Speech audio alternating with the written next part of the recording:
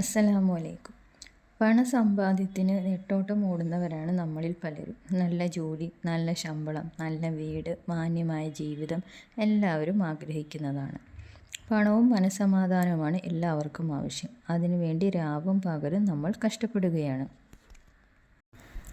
അതിൻ്റെ ഇടയിൽ കടം കൂടിയവർ, സാമ്പത്തികം തകർന്നവർ, ജപ്തി ഭീഷണി നേരിടുന്നവർ, രോഗം ബാധിച്ചവർ, ശമ്പളം കുറഞ്ഞവർ, ശമ്പളം കിട്ടാത്തവർ, ഉള്ള ജോലി നഷ്ടപ്പെട്ട് വിഷമിക്കുന്നവർ, അങ്ങനെ ഒരുപാട് പേർ നമ്മുടെ കൂട്ടത്തിലുണ്ട്.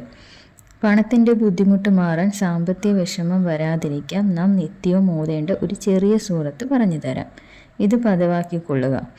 പണമില്ലാത്തതിൻ്റെ പേരിൽ നിങ്ങൾക്ക് വിഷമം നേരിടേണ്ടി വരില്ല. പരിശുദ്ധ ഖുർആനിലെ 90-ാമത്തെ അധ്യായമായ സൂറത്ത് ബലദ്.